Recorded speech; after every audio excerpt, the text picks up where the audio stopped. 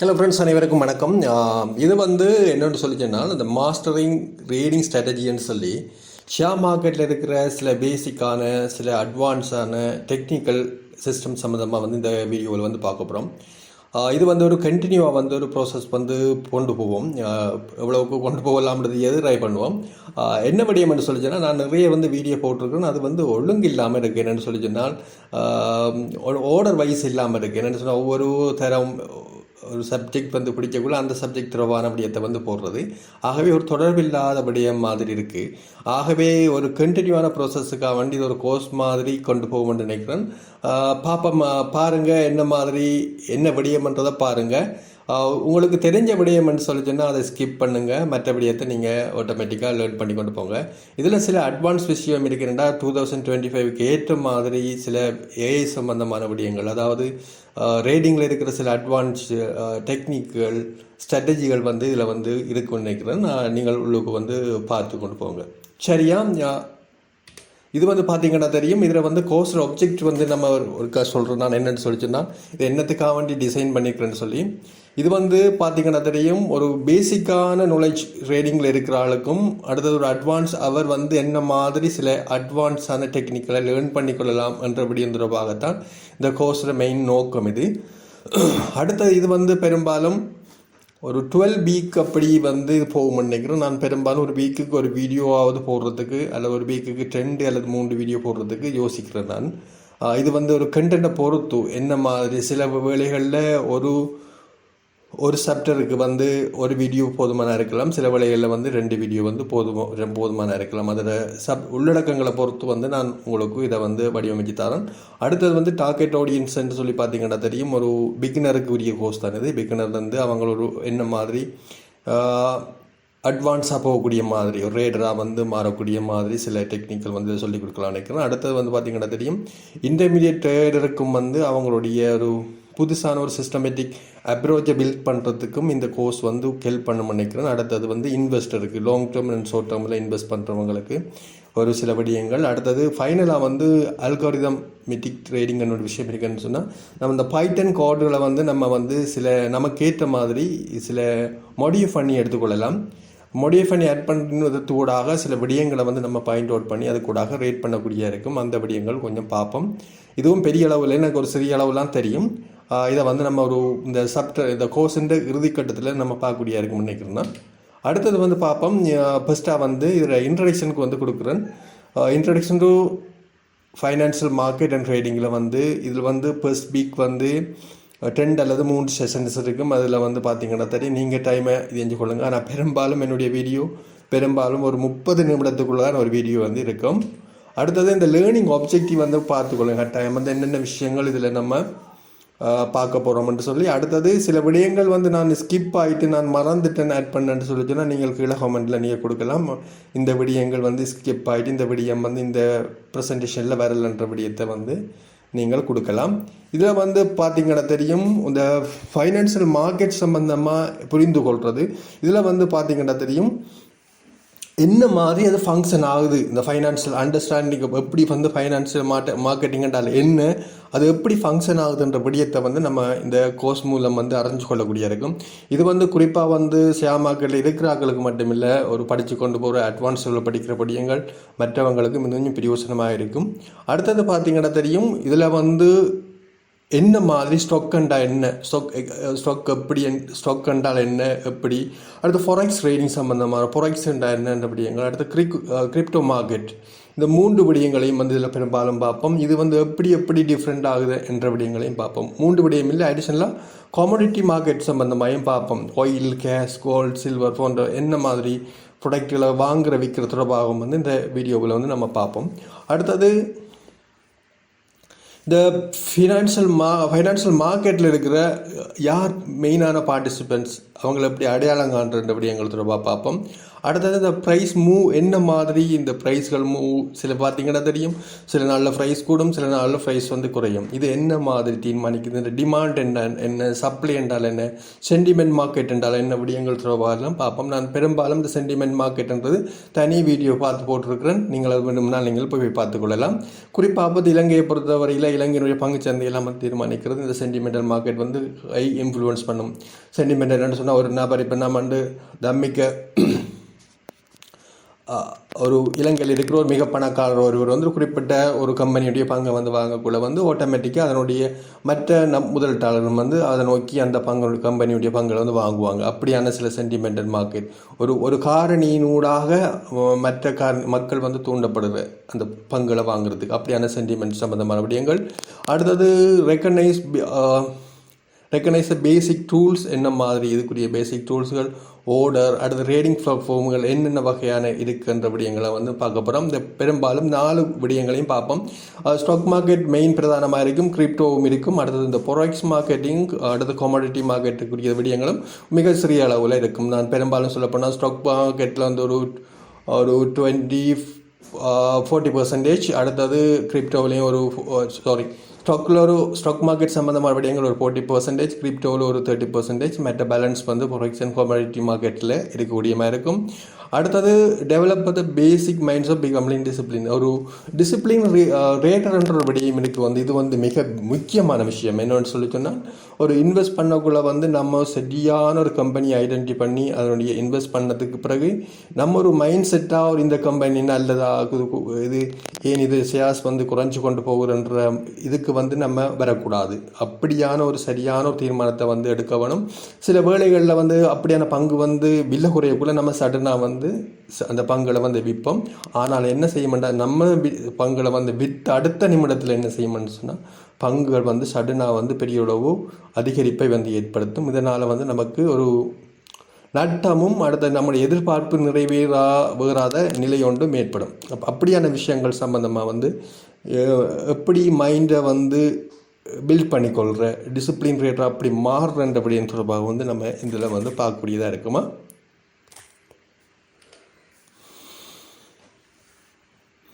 Right, இந்த module வந்து introduce structure, dynamic and psychology of the global financial market சம்பந்தமான விடயங்கள்.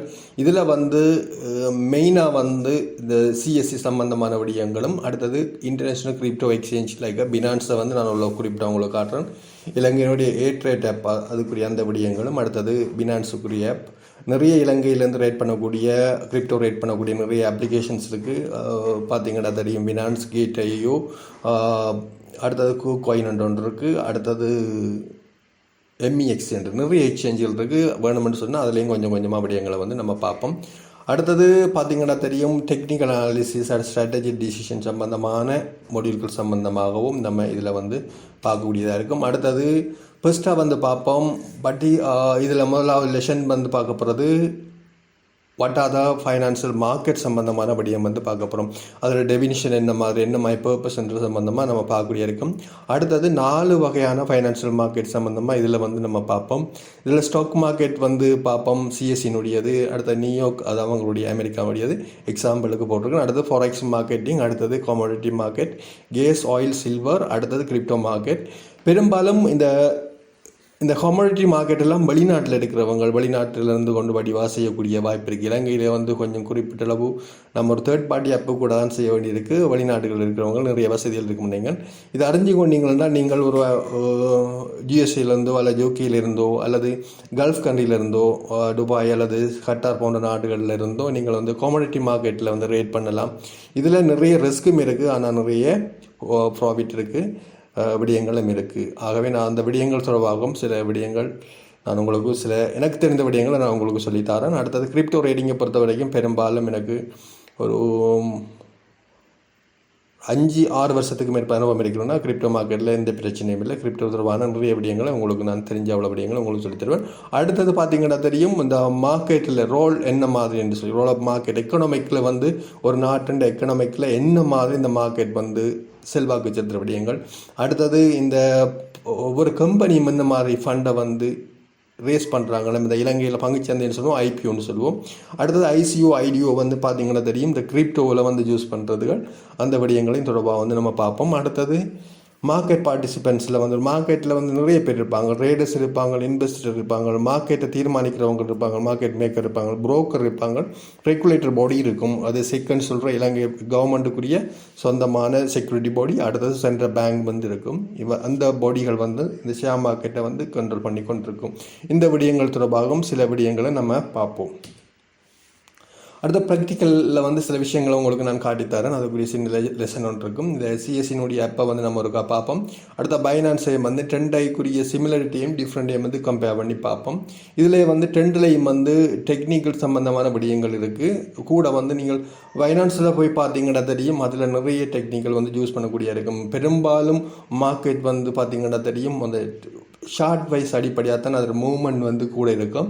ஆகவே அந்த விடயங்கள் தொடர்பாக உங்களுக்கு படிச்சிங்கள்னு சொல்லிச்சுன்னா அதை நீங்கள் வந்து இந்த ஸ்டாக் நம்மளுடைய ஸ்ரீலங்கன் ஸ்டாக் மார்க்கெட்டில் நீங்கள் அப்ளை பண்ணி கொள்ளலாம்.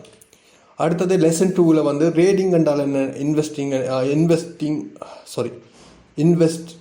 முதலீடு என்றால் அதாவது வியாபாரம் என்றால் என்ன, முதலீடு என்னன்றபடியின் தொடர்பாக வந்து நம்ம இதில் பார்த்துக்கொள்வோம். இதில் முதலீட்டாளருடைய மைண்ட் செட் என்னமா இருக்கும், அடுத்தது வியாபார ட்ரேடிங் நாளாந்த ரேட் செய்கிறவர்களோட மைண்ட் செட் என்னமா இருக்கும் என்ற விடயங்கள் தொடர்பாக வந்து பார்ப்போம். இதெல்லாம் வந்து மிக கட்டாயம் வந்து அறிஞ்சு கொள்ளணும். அப்புறம் வந்து சரியாக வந்து நம்ம பங்குச்சந்தையில் வந்து நிலைத்து நிற்கக்கூடியதாக இருக்கும். ஏன்னு சொல்லிச்சுன்னா பங்குச்சந்தையை பொறுத்த வரைக்கும் 90% ஆட்கள் வந்து 95% ஆட்கள் நட்டமடைகிறதுன்னு சொல்கிறாங்க. ஆக ஒரு குறிப்பிட்ட ஒரு 5% தான் வந்து லாபம் உழைக்கிறார்கள் என்று ஒரு பொதுவான கணிப்பீடு இருக்குது.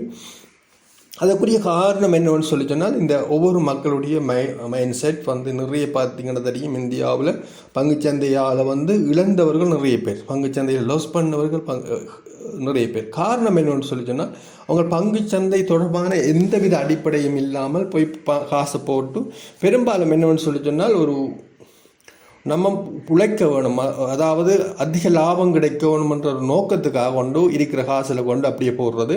அதனால் அப்படியே கோடிக்கணக்கான லாஸில் வந்து நட்டமடைகிறது உண்டு. அதுதான் சொன்னேன். இப்போ என்னென்னு சொன்னால், நம்மளுடைய இதில் பெரிய முதலீட்டாளர் மைண்ட் செட்டில் பார்த்தீங்கன்னா தெரியும், அவங்களும் ஒரு 5 வருஷம் 6 வருஷம் தங்களோட பணத்தை கொண்டு அப்படியே ஒரு கம்பெனியில் நல்ல கம்பெனியை ஐடென்டிஃபை பண்ணி போட்டு விடுவாங்க. அது வந்து என்ன செய்யும் சொன்னால் 100-150% வந்து அவங்களுக்கு ப்ராஃபிட்டை வந்து கொடுக்கும். அப்போ அது வரைக்கும் வெயிட் பண்ணுவார்கள். அவங்களுடைய மைண்ட் செட் வந்து ரைட், ஓகே, இவ்வளோ காலம் வரைக்கும் வெயிட் பண்ணுவார்கள். இந்த டம்மிக்க குணவத்தின பார்த்தீங்கன்னா தெரியும், அவர் வந்து 2022 காலப்பகுதியில் வந்து கமர்ஷியல் பேங்கோட ஷேர்ஸை வந்து வாங்கினவர். இப்போ தான் வந்து அதனுடைய ஒரு குறிப்பிட்ட பர்சன்டேஜ், நான் நினைக்கிறேன் நியர்லி ஒரு 75% இப்போ அவங்களுடைய கமர்ஷியல் பேங்கோட ஷேர்ஸை கிட்ட அவர் விற்றுருக்கிறார் நினைக்கிறேன். ஏன்னா அவர் வாங்கக்குள்ளே இருக்கிற இதை விட அவருக்கு 2 மடங்கு ப்ராஃபிட். இப்போ 80 ரூபாய்க்கு வாங்கியிருந்தாருன்னு சொல்லிச்சுன்னா இப்போ 240 ரூபாய்க்கிட்ட அந்த ஷேர்ஸ் வந்து இப்போ போய்கொண்டிருக்குன்னு சொன்னால் அந்த 3 மடங்கு அவர் ப்ராஃபிட் வந்து அவருக்கு கிடைச்சிருக்கும்.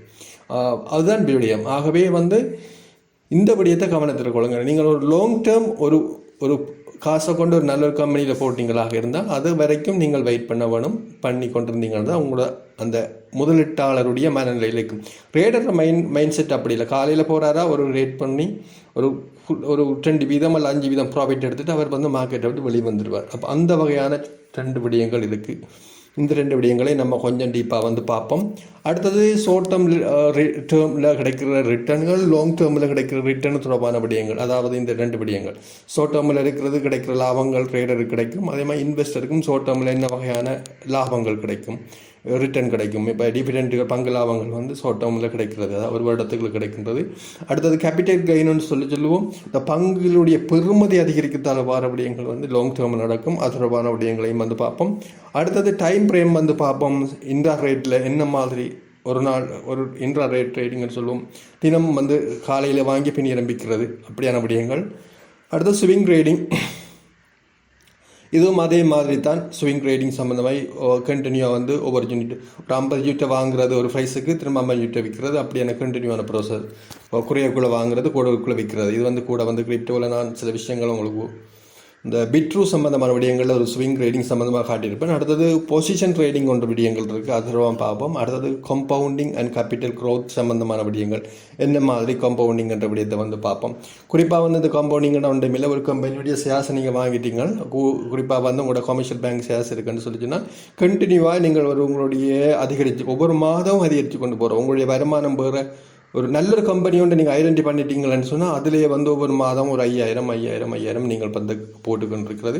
அதில் ப்ரைஸை பற்றி கவலைப்படுறதில்ல. ரைட், ஓகே, இன்றைக்கு 80 ரூபாய்க்கு இருந்தாலும் அந்த கம்பெனி ஷேர்ஸ் வாங்குகிறேன், நீங்கள் அடுத்த 90 ரூபாய்க்கு போனாலும் நீங்கள் வாங்குறது. அப்படி வந்து அந்த குறிப்பிட்ட கம்பெனியுடைய ஷேர்ஸை வந்து அதிகரித்து கொண்டு போகிறது கம்பவுண்டிங், அப்படியான விஷயங்கள். அதில் வர கேபிட்டல் க்ரோத் சம்பந்தமான விடயங்களை வந்து பார்ப்போம். அடுத்தது லிக்விட்டி என்ன மாதிரி, அடுத்தது வாலண்டிலிட்டி என்று சொல்லி 2 விடயங்களுக்கு அது சம்மந்தமாக பார்ப்போம். இது வந்து எப்படி ரேடரில் இம்பேக்ட் பண்ணுதுன்ற விடயத்தை வந்து பார்ப்போம், பாதிப்பை ஏற்படுத்துன்ற விடயம் பார்ப்போம். அடுத்த கேஸ் ஸ்டடி வந்து எப்படி வந்து ஒரு ஹவு ஏர்லி இன்வெஸ்டர் ப்ராஃபிட்டபிலிதம் ஒரு ஜேகேஹெச்சில் அல்லது பிட்காயினில் என்ன மாதிரி வந்து ஏர்ன் பண்ணாங்கள்ன்ட்டு பார்ப்போம். நீங்கள் பிட்காயினில் ஒரு 10 வருஷத்துக்கு முதல் ஒரு 100 ரூபா போட்டிங்கன்னு சொன்னால் நேரம் வந்து $100 போட்டிருந்தீங்கன்னா இந்நேரம் வந்து உங்களுடைய இது வந்து $1 மில்லியன் மேலே உங்களுடைய பெறுமதி வந்து போயிருக்கும். ஒரு 10 வருஷத்துக்கு மேலே நீங்கள் ஒரு $100 இன்வெஸ்ட் பண்ணியிருந்தீங்களா இருந்தால் இந்நேரம் ஒரு 100 மில்லியனாக மாறி இருக்கும். அப்படியான விடயங்கள் எல்லாம் இருக்குது. அது தொடர்பான விடயங்கள் சில கேஸ் ஸ்டடிகள் நான் உங்களுக்கு நான் இதுக்காக வேண்டி காட்டுறேன். அடுத்தது வந்து ப்ராக்டிக்கல் ஆக்டிவிட்டியில் வந்து பார்த்தீங்கன்னா தெரியும், இந்த எக்ஸ்போ என்னன்றது எனக்கும் பார்த்தீங்கன்னா தெரியும், அதை நினைச்சு கூட பார்க்கலாது. நான் நினைக்கிறேன் ஒரு $6 7 வித்த ஷேர்ஸ் வந்துட்டு நான் நினைக்கிறேன் இப்போ வந்து மார்க்கெட்டில் 200 ரூபாய்க்கு மேலே 200+ ஒரு 200 ரூபாய்க்கு மேலே வந்து இந்த ஷேர்ஸ் வந்து போகுதுன்னு நினைக்கிறேன். நான் இதை ட்ராக் பண்ணலை. என்னென்னு சொல்லிச்சுனால் இதில் வந்து இதில் இந்த கம்பெனி ஷேர்ஸ் என்னட்ட இருந்தது. நான் அது நடந்த சம்பவங்களை நான் இந்த வீடியோ வரக்கூட நான் சொல்கிறேன். அடுத்தது பினான்ஸ் சம்பந்தமான விடயங்கள், பிடிசி என்ன மாதிரி பை அண்ட் செல் பண்ணுற விடயங்கள் தொடர்பான இதை வந்து நான் உங்களுக்கு டிஸ்கஸ் பண்ணுறேன். அது தொடர்பான ப்ராக்டிக்கலையும் வந்து நான் உங்களுக்கு காட்டுறேன். அடுத்தது நீங்கள் ஷார்ட் டேர்மில் என்ன மாதிரி, லாங் டேர்மில் இன்வெஸ்ட்மெண்ட் பண்ணுற மாதிரி என்ன விடயங்கள் சம்மந்தமாக அதில் நன்மைகள் என்ன விடயங்களை வந்து பார்ப்போம். அடுத்த பார்த்தீங்கன்னா தெரியும் என்ன மாதிரி ரேடிங் வந்து ஒர்க் ஆகுன்ற விடயங்களையும் வந்து நம்ம பார்ப்போம். இதில் வந்து என்ன மாதிரி ப்ரைஸ் வந்து சப்ளை செய்யணுக்கு அடிப்படையில் ப்ரைஸ் வந்து போகுமாகும், ரேடிங்கில் ப்ரைஸ் வந்து போகுமாகுது. இதில் ஆர்டர் டைப் என்ன, மார்க்கெட் ஆர்டர்ண்டா என்ன, லிமிட் ஆர்டர்ண்டா என்ன, ஸ்டாப் லாஸ் அண்ட் டேக் ப்ராஃபிட்ண்டா என்ன.